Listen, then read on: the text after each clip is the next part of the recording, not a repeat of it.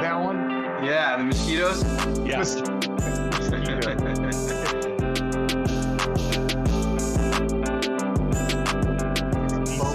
And the laser beams. It's a cool idea, but today's podcast sort of flows from the same.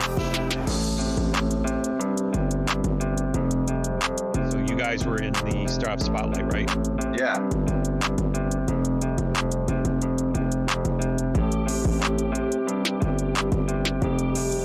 I'm Dan Needlebeck, and I'm leading our efforts at, now we're going to be branded as Exidio. We're the software company that's connecting the distributed network VPN nodes called Sentinel. So I'm Dan. Hey, Dan. And I'm Duman Malas, grew up in the Midwest, Michigan grad, go blue. So yeah. So what's the name of the company again? Yeah, so we're Exidio, EXIDIO.co, and the website is going up any day now. It's coming up live. We just decided on this rebrand. And just to give some context, Exidio, you could kind of think of as Red Hat when it comes to open source code software development. So Exidio is a software provider, and then you could think of Sentinel as Linux, as the open source distributed infrastructure layer for applications to be built on top of. So is that what the D&D VPN means? Exactly, it's decentralized. Got it. So keep going. So you can call it decentralized or distributed, but it's the fact that it's truly peer-to-peer, and it's a distributed network of nodes, and anyone can host bandwidth to the network, and anyone can take away their node away from the network. So imagine some average Joe or Jane walking into Domino's Pizza, and you had to describe to them what this thing does. So if they're aware of what a traditional VPN offers, we offer the same user experience and the same process as a traditional VPN. The difference is that ours is actually open source, and they can prove that what they're using, their VPN, isn't at risk of being compromised, and it is truly is truly end-to-end encrypted. Yeah. So David, the first question I always ask people is, do you know what a VPN is? And then from there, it's big branch. If yes, then we can describe the benefits of blockchain and that kind of stuff. They have some tech inclination. If not, I tell them to grab their iPhone charger and best of luck. Okay, so let's go back. Let's take this slowly. Let's pretend we know what VPNs are, and to make it simple and probably inaccurate, but I'm hoping actually quite accurate. A VPN for practical purposes is a remote connection. Doesn't need to be remote, but it probably typically is. Connection into a what one thinks of traditionally as a LAN. It could be into a server itself, but it's into effectively the mind's eye into a network where this remote network, again, typically remote network, seems like it's actually on the network and is presumably equally secure. So it acts as a node on the network, typically acts as a node on your office network, but it could be a network of different size. So is that a good enough characterization? You got it, David. Okay, so now take it to the next step. You guys are doing much more than VPNs, because haven't VPNs been around for a while, and open source ones as well, or no? So there haven't been many that are open source, both at the protocol layer and at the front end application layer. So OpenVPN or WireGuard are some of the best standards as far as protocol layers for open source VPN. But then the company that you're paying for could be NordVPN is a big player, or ExpressVPN. Those applications, you can't prove that you're actually using this secure and that it's not, and that it is end-to-end encrypted. And actually, they have what they call no log policies, so that they're not logging your data. But that's something that they claim a policy, but no one can prove that because of the end node, the exit node of a distributed system would always have access to that information, just like a phone call. I can't call you, David, unless I already know your phone number.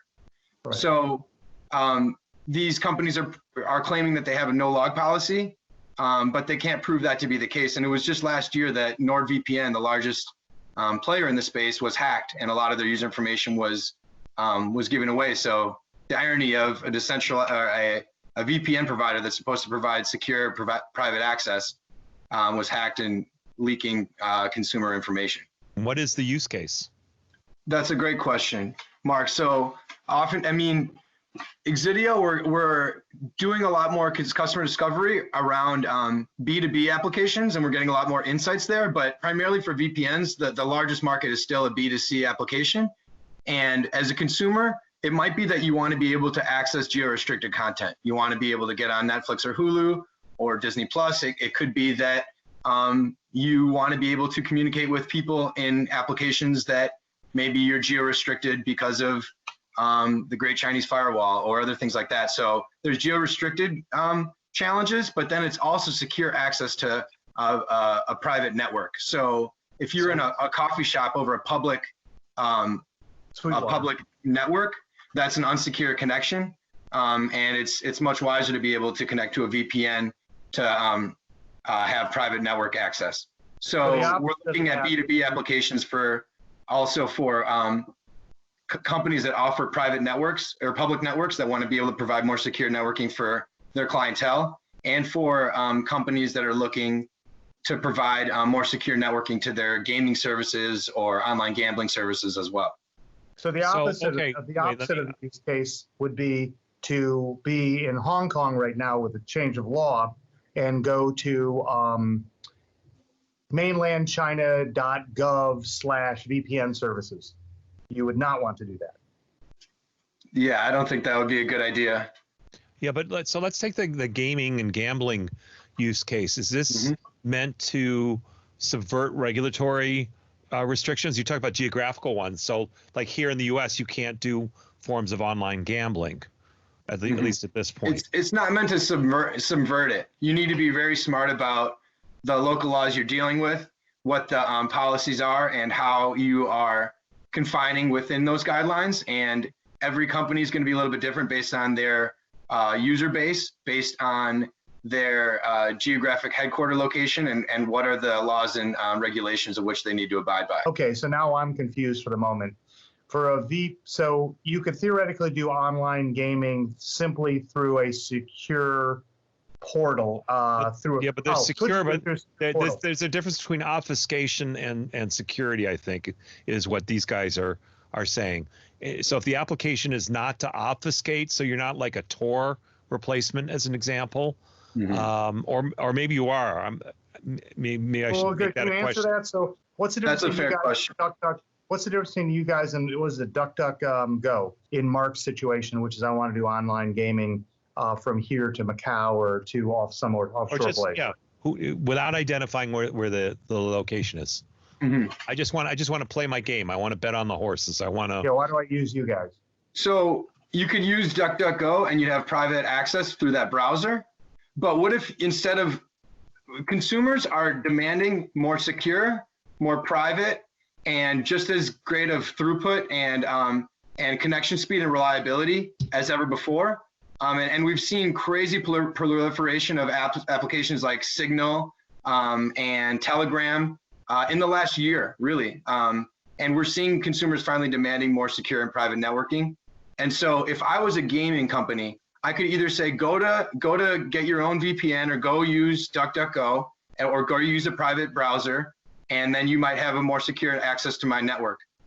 Or I can say, here's our own branded integrated application that's native within our game, and that provides a greater user trust and a greater user experience because we're integrating this seamlessly, and it goes along with our branding and our consistency, and we can claim that this is ours and we know the reliability of it. So by inference, I'm going to jump over David. I keep doing this. So now my apologies. So now instead of the user going and needing that private browser and connecting that way, they now have the company providing the access through that decentralized VPN. That was really going to be my question. So your play is really to go as you're an enabling technology underneath a gaming company. Is that correct? For one example, yes. Really, the idea is that you should be able to maintain your own online privacy. And so connecting through a decentralized VPN that's open source, you can prove that it's end-to-end encrypted and that there isn't metadata crawling, like collecting all of your online usage. Yeah, so if you're a gaming company, you want to be able to provide a better user experience to your customers. You want to get better loyalty. You want to, there's data proving now that this is a way that you can differentiate by providing this access. Here's the problem I'm having with what you're saying. On the one hand, you're saying the gaming company might want to use your solution as a bolt-on to their game. And on the other hand, 3 minutes ago, you were saying I might want to use you as a consumer in order to ensure that I don't have to rely on the gaming company or anyone else. Apologies for the confusion, David, on that. So what Sentinel originally did to offer is that B2C proof of concept of the decentralized VPN. What Exidio now is doing, so that's that B2C aspect that we're discussing. The main focus now, and what we've been doing for the past 2 months and talking to VPN entrepreneurs, is Exidio's focus of getting small and medium-sized businesses that need that VPN service, such as a gaming company, such as, for example, a gambling site, for example, who would need that platform where instead of having the customer who's familiar and tech savvy enough to go do the B2C solution themselves, they offer that solution to their client, growing their client base and trust. And is the solution as so offered by in the B2B case, when you go to the small to medium-sized business like the gaming company, is the solution you provide them solely to allow their customers to access them? Or do they say to their customers, boy, if you like us, if you like our game, you'll like our secure VPN? It could be either, but primarily for their game. But again, these will be contract based. So if the company says we also want to expand our breadth of services and we want to get into the VPN space, we can provide the white label solution and the infrastructure and the plug and play offering for a VPN. But if they wanted to customize it and tailor it specifically for their game, they can brand it for their game. And to your point earlier, David, if the consumers are, and Humam's point, if consumers are already using their own VPN and they're happy with it, that works. But it would be better if a company could provide that directly to their consumer base instead of having individuals use that. But then again, that's up to each contract. And then we can also specifically identify and whitelist certain nodes that maybe that the company that is offering to their user base would want to specifically have within their host of nodes. So while we're talking, an interesting thing just popped up on my screen. Usually David and I do this, we shut off our phones. I'm going to send it to you after I'm done kind of quoting it on the chat thing. But the pandemic has highlighted the importance of personal data and digital connectivity. The major social media platforms for search, marketing, and transactions involve the collection and use of personal data in historic proportions in ways that are not always disclosed. Mm-hmm. So this is it's again sort of interesting. It came up while we're talking, and I just pushed it over on chat because there's another thing that came from RCR Wireless, which is one of the telecom services that push data. But it's kind of an interesting coincidence while we're having this chat that came up. But so question for you. My experience. That wasn't panelizing, by the way, David. That was okay. I wasn't complaining. My experience with VPNs is that they're harder to use. That is, there's hair involved in them as a user. And when I say there's hair involved, have you guys made it easier? Yeah, friction is everything. We're talking about leveraging decentralized technologies and open source VPN and providing open source clients on top of that. We can say all the tech buzzwords in the world, but you're not going to get anywhere if you don't have a great user experience. And that's why I think we've seen slow adoption for some of these VP. Like we're seeing such extreme adoption for the WhatsApps and the Signals of the world, decentralized VoIP. But we're not seeing as great of an uptick, I think, as quickly in VPN. And I think because of the user experience. But that's changing very quickly. We're getting more and we're seeing more and more people that are better at front end development. And our development team has been really great. And Humam mentioned, so we had a proof of concept that we put on the Google Play Store. and on Android we have over 50,000 downloads, and it's also on Mac, Linux, and PC. And between the platforms, we have over 75,000 users.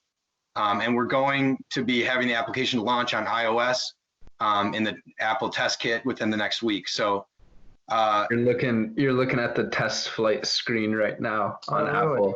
So yeah, connection is super easy. I put in my 4-digit PIN and then I can just connect to Node, and I'm connected. That's it. So you're on a German VPN show for our audio podcast that Humam just showed us I looked like an iOS on the iOS client side, and he had a bunch of nodes you could connect into, and I think he pressed on the button for Germany and it seemed to go right in. Yep. So connected to German Tinder right now, which is. I thought you were in the Stasi site or something. Just don't swipe left. That's all I can say. Yeah, I only get 50, man. But they're all in latex. Okay, so how you guys have a lot of traction that way. It sounds like the beta product is going well. How do you then push this forward to a real marketable product? Correct. So now we need to understand where are the real use cases in the B2B play, and then we're understanding where we position ourselves on the B2C play, because we understand that a lot of the bigger players offer a VPN around $5 or $6 a month, and you can buy like a 3-year package and it'll get you down to like $4 a month. So we're going to need to understand to be cost competitive. And we need to show the difference between using a centralized player that's not provably open source and provably end-to-end encrypted consistently versus us. And then we'll start to understand what are the different demographics that really want a more affordable and consistent VPN. And then we're going to need to ramp up on marketing spend as we position ourselves as a strong brand in the market. So how do you talked about the provability a few times. Mm-hmm. Are you doing is there a third party certification, neutral third party that you could point to and say, according to, I've been doing a lot of work for JD Power. Yeah. It's not a commercial for JD Power, but they're a neutral third party that certifies, according to some benchmarks, that you're the best in class in certain categories. So my question is, how does that get certified and related to the consumer? That's a great question, Mark. So right now it's really been Sentinel, the community, and the concept of bringing distributed VPN to the marketplace has been around since the end of 2017. And I've been involved more at the community level. And only within this last year, since 2020, have we come together to found the corporation Exidio and be an official software provider. But we've had people operating to the repo of the GitHub since 2017 and building it out. And so there's been a lot of peer review. But that's something that I think would only strengthen our argument, is to get some bigger players to audit the code and prove that it is secure and encrypted, and the open source code is what it says it does. But we've had a lot of people from the community come in and question it. And we're not the only player in distributed VPN leveraging blockchain. There's a company, Orchid Protocol, and they raised a ton of money from Sequoia and Andreessen Horowitz. And so we've been kind of the smaller player on the funding side, but I think we've made more noise as far as traction and as far as user experience. And now we're formulating ourselves as a private company. But I think to kind of put away some of that FUD from that some fear, uncertainty, and doubt that people like to put on a company, an audit on the open source code would be really valuable from a bigger player. Right. So DuckDuckGo, I mean, going back to a comment you made at the start of your the discussion there, which is convincing the marketplace that security matters and you can indeed provide it. Isn't that what DuckDuckGo faced? Because none of us really know what Google is doing with our data. We hear from the New York Times and other liberal press that we're doing bad things with it. And for some reason, we believe Apple's not quite as bad, nor Microsoft. But DuckDuckGo seemed to have just gone out there with a lot of money and just told us everyone is bad and we're good, but it's not provable. Is that the only route, as a practical matter, you can go when you're in consumer markets? So I think something that's really important to keep in mind, David, is just the history of the infrastructure and the ability of the technology to continue. Like you asked a great question, Mark, just a moment ago about Right.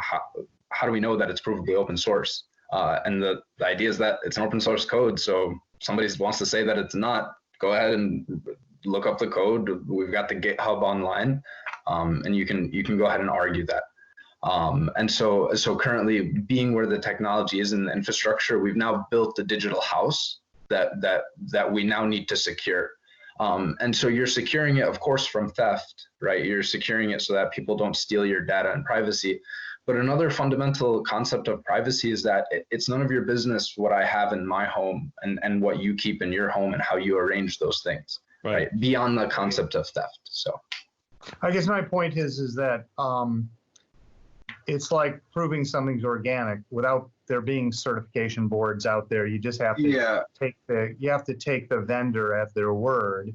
And you guys, I mean, now is, I guess, a good time to market this product because you can market on the coattails of DuckDuckGo. And are they a potential acquirer, or don't they have enough money these days? I'm sure that they're well funded. And those are things we would have to explore down the road. But to your point, David, this is an evolving process. And I think GDPR only came out, 2 years ago? 6 years ago.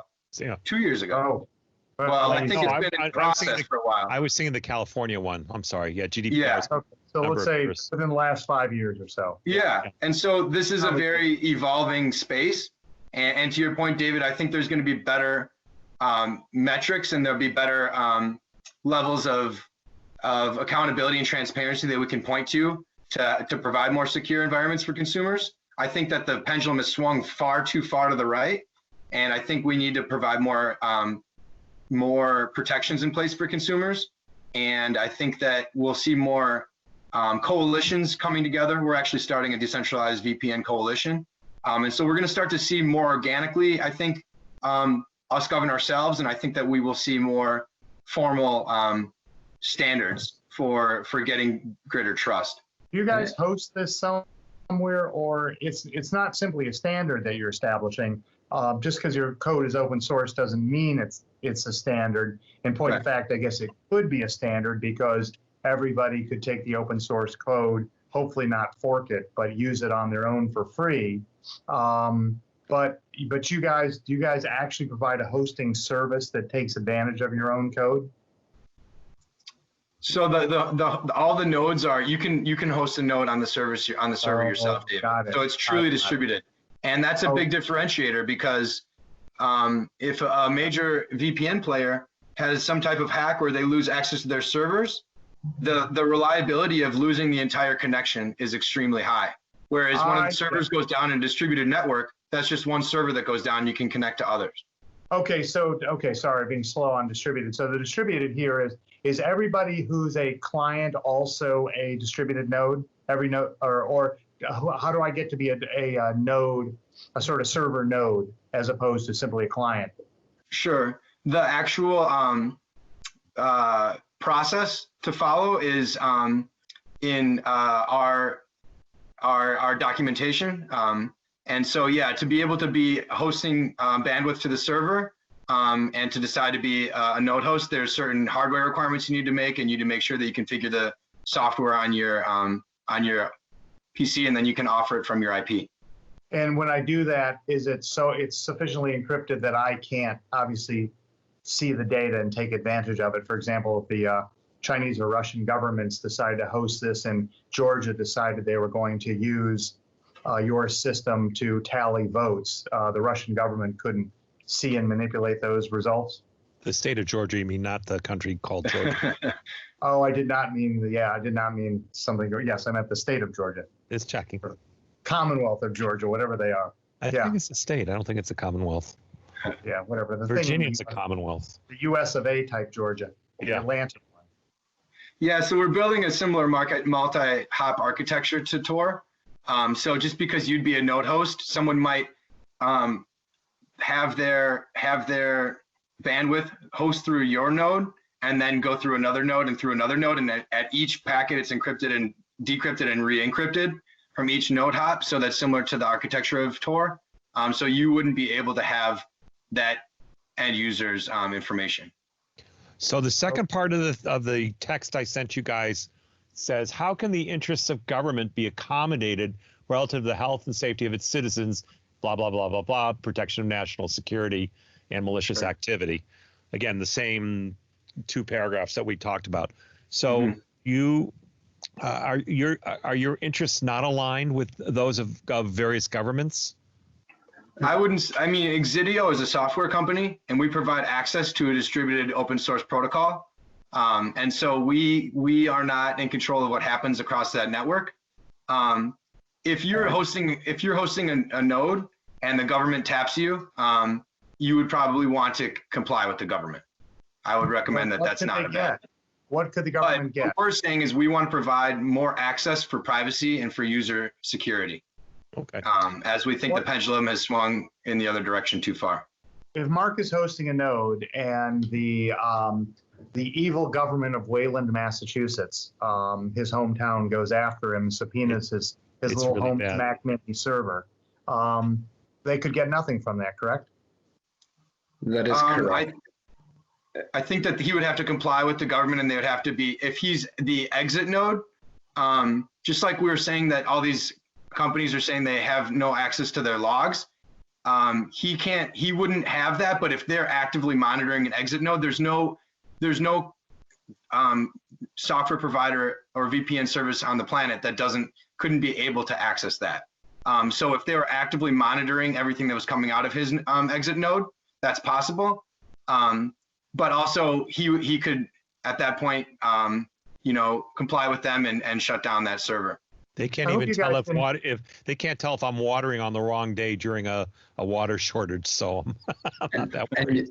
And you guys heard how much that would take. And I do want to explicitly say that there's no anarchist intention behind Sentinel or Exidio's technologies. Nothing where, even the pendulum swinging that Dan uses that language. Mark, you posed the question about governments and that power and stuff. To me, it's almost laughable, Mark, to imagine that consumer technology is anywhere close to the level that government tracking is, right?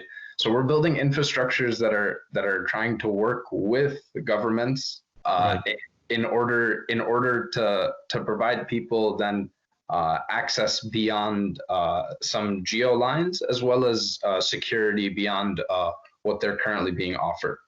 We grazed over a couple of points earlier just about where our privacy has been. And it's unfortunately concerning once we look at the documentation outside of even VPN and privacy companies, but just looking at your typical Facebook or a Marriott and the sort of data hacks and compromises that they've had. And that's not to company bash, right? That's just to say that these people who are focused on giving you the best news feed, showing you the pictures of grandma that you want to see, they're focused on doing that. They're not focused on protecting you. So there's need. I completely understand. And again, I was just posing the question.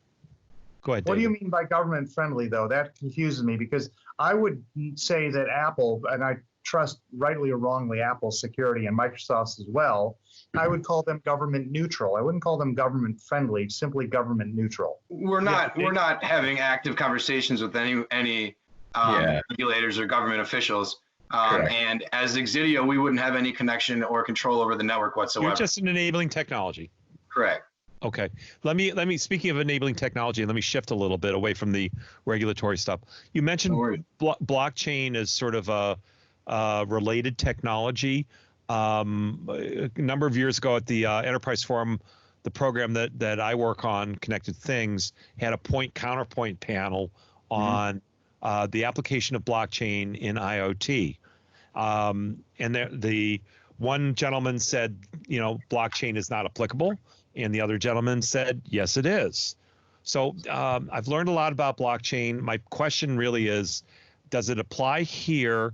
How do you leverage it? And then what happens in the edge cases where blockchain becomes overwhelmed because somebody with a lot of servers in wherever, Iceland, overwhelms the blockchain network and sends spurious stuff? Does that make sense as a question? Yeah, for sure. And I think we've seen the overzealous hype around blockchain and everyone slapping blockchain on their company. I think it was an iced tea company out of Long Island. They changed their name to Long Island Blockchain, and their stock went up like 500% overnight or something just absolutely stupid. I love it. And to your point, Mark, there's a lot of people that are trying to force a square peg into a round hole. And the idea isn't to slap more technology into a product to make sure that it has more words associated with it. Right. But where we're leveraging the blockchain is in a very specific and simple use case. So all of the IP addresses that you see on your application, on the front end application, you can verify are actually the ones that are hosting the service on the nodes that are posted to the blockchain. So you don't need high throughput, and you're not trying to do micro payments. Bitcoin would suffer from the idea of doing streaming payments. If every second of this video I'm sending you a tenth of a penny, because that would be more fair than having to watch an advertisement or rather pay for this. Bitcoin is not set up with the infrastructure to be able to handle that type of throughput. Right. But we're offering a provable way to look for the IP addresses that you claim to be connecting, that are offered on the front end of the server, to be able to prove that those are the actual ones that are. And that's where the blockchain comes in. That's where the blockchain comes in? Correct.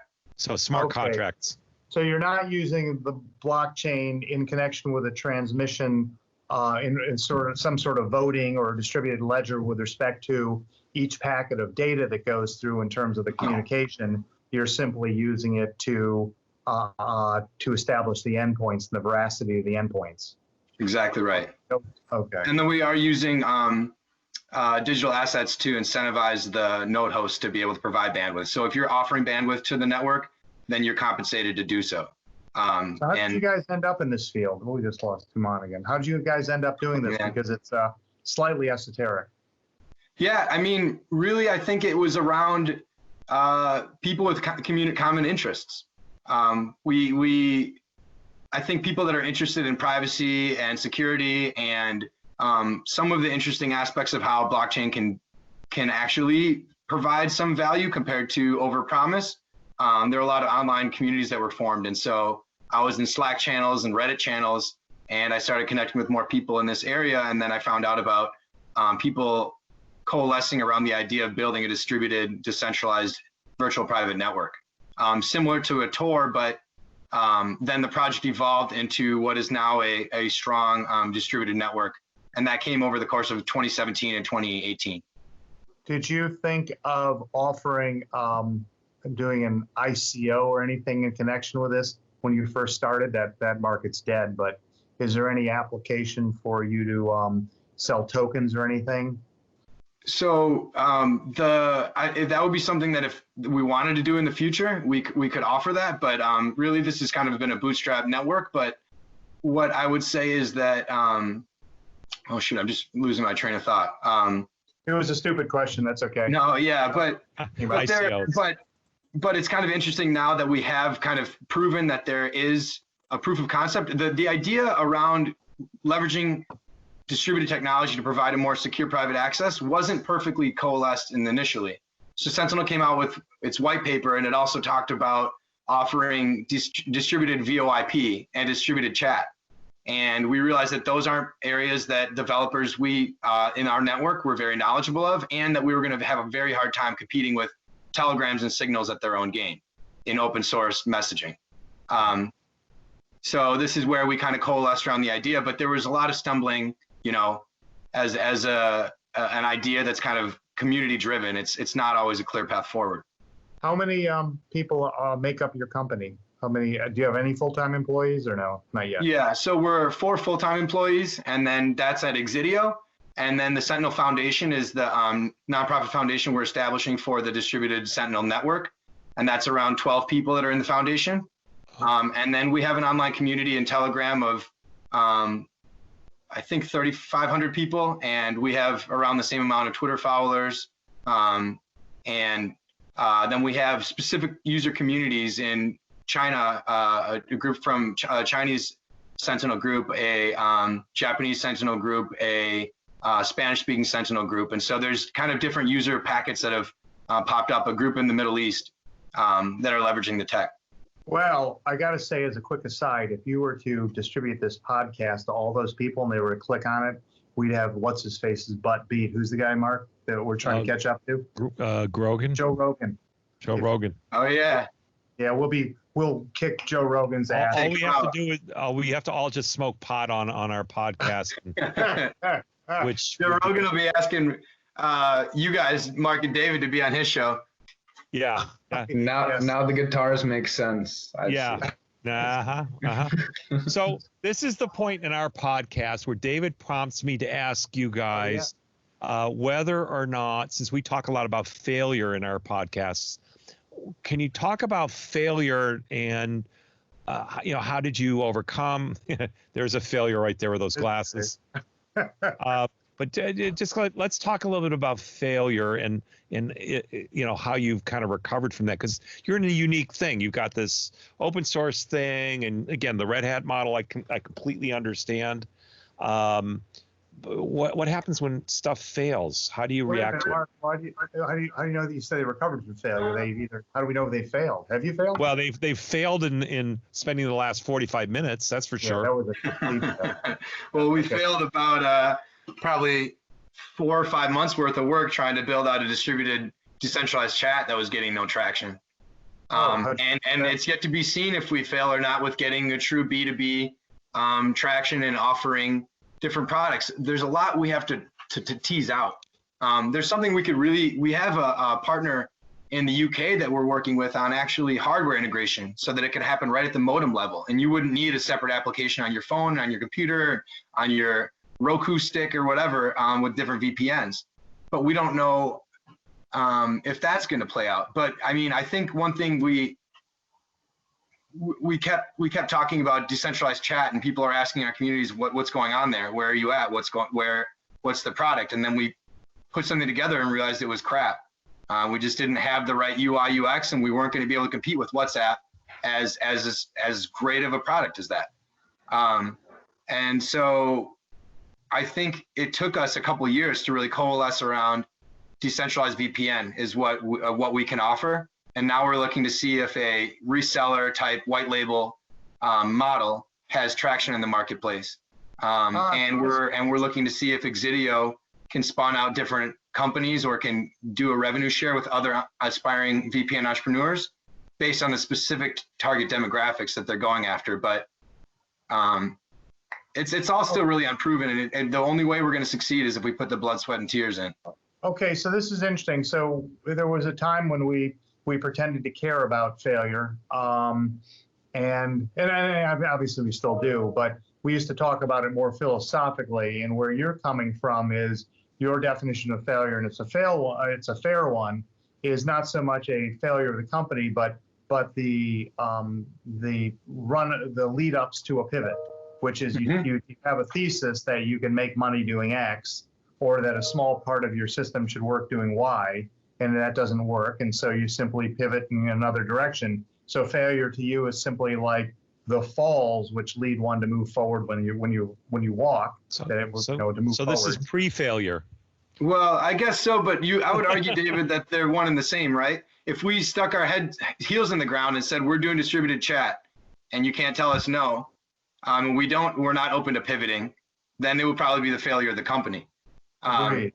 So it's, we might, this isn't not proven the whole, what the reseller model is for B2B sales of VPNs, or if we go straight to B2C with a hardware model. But we do know that we're not going to be the company providing decentralized chat. That was something we threw in the garbage. But how do you fund yourselves? Because it sounds like, and I don't think it's true, it sounds like you've had these long sort of run-ups to your pivots, and you've got quite a few employees. You're being funded by somebody, or is everyone working for free? How are you doing this? Yeah, we're on a pretty bootstrap budget. We a lot of our costs are just compensating the validators, all the different node hosts across the network. So we have a treasury for that, and then we're all working, for some equity and working on pretty minimal income right now, and we're positioning ourselves to be a investable business. So we're incorporating right now. Oh, okay. So you're not even incorporated. Not Exidio, the company, but I see. we've been doing a ton of research. We want to make sure that we're setting the company up for long-term success. And we want to be incorporated in the right jurisdiction. We want to have the right representation, and we need the right legal liability. And we've had 22 legal calls at this point. And I think we've kind of like triangulated exactly where we best fit. Interesting. Okay. And so what are the next steps? When do you actually raise money? Is that the next 18 months, the next 12 months, or is that just a big question mark? I would say sooner than that. We're going to be incorporated here in the next, 4 weeks or less. And then now we're a legal entity and we have a bank account and we already have, I think, the right infrastructure. And so now it's about building out the the business model, and that we're going to have more traction in the marketplace. And then it's going to gain more clients, and it's also going to gain some investors. So next step is to get to work, David. We don't need to ask anybody for money right now. At this point, we're working with VPN entrepreneurs, and so looking for more VPN entrepreneurs to work with throughout different industries, so that we can get to the place that we want to be. So a question. A number of years ago, David and I did a series of podcasts called The Tech Entrepreneur, and one of the early ones was all about incorporating.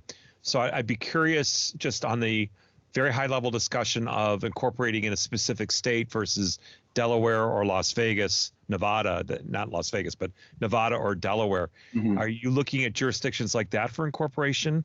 And what's kind of your thought process? Yeah, we're looking at more of a global level. So Humam and I are in the States, but we have a team member in Switzerland. We have 2 team members in India, and we have 1 team member in the UK.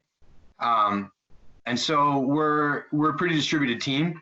And so we're looking at being a global company as well. So we're probably incorporating outside of the United States. So like Iceland, that's sort of the middle. We've looked into a lot of jurisdictions and talked to a lot of international lawyers. Interesting. Good. Interesting. Good. Is there a benefit to not being a U.S. sort of based corporation? Yeah, and there's drawbacks as well, right? Okay. The drawbacks is that it's not as easy to swallow for an investor, that you're not just another Delaware C Corp, and they've seen that a million times. But to set the company up for long-term success, we want to have the right legal representation. We want to have the right memo around legal liability, and we want to make sure that the laws are set up around the ethos of privacy and security. And that's really not a strength of the United States. No. So it'd be like Luxembourg, Switzerland. Yeah, Switzerland's a really great jurisdiction. BVI is a great jurisdiction. Yep. Singapore has done pretty well. Yeah, so those are a few of the different. Yeah, Malta, but then we're looking at specifically then where are other VPN companies headquartered and why have they picking those jurisdictions? Malta is really advantageous to set up a business, but I think that Switzerland is a stronger security play. We're not focused as much on the blockchain aspect or international tax law. We're really focused on privacy and security. And where are your investors likely to come from, or don't you know? I think we would have some in Asia and India. We'd have some in the States. Those would probably be and then possibly some in Europe as well, Western Europe. And does that discussion of where the investors come from sway at all your decision on governing law or where you'd headquarter the company? Yeah, those have all been pretty in-depth conversations. Okay, good. Okay, that's interesting. All right, so this is not the usual set of issues the enterprise forum companies that we've talked to are running into, but it sounds like a fun set. Sounds like a very fun set. There's always something, right? Yeah, no, that's good. So this is cool. We're kind of like at our right up against our hour. I know David might edit it down a little bit, but I think I'll just edit you out, Mark. As you should. But what are I guess let's throw it back to you guys. What are sort of the top 3 concepts you want to get through to our audience of 3 or 4 people? 3. Well, if they distribute it to their network, well, we should get one or two more out of that for at Yes. least a month. So, what are the top things? You're not looking for new investors right now, so you're not that's not something. You're looking for customers. It sounds like. Kind of give me your top 3 points that you want to get across. First, we'd love for you to try out the application. Go to sentinel.co/downloads, and you'd be able to download it on Okay. Android, Windows, PC, Mac, or Linux. And we would love for you also, if you'd like to be a beta tester on the iOS app.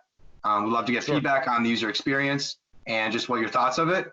Also, if you're looking to consider providing more secure access to your user base, whether that be your customers at your coffee shop or whether that be your online users, we'd love to have conversations with you, explore how you can provide better security, and see what we can do for integration.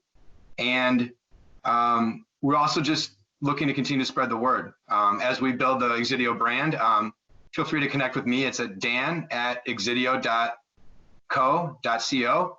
Love to hear your thoughts, and I just want to continue to have people explore what the value of true online privacy is.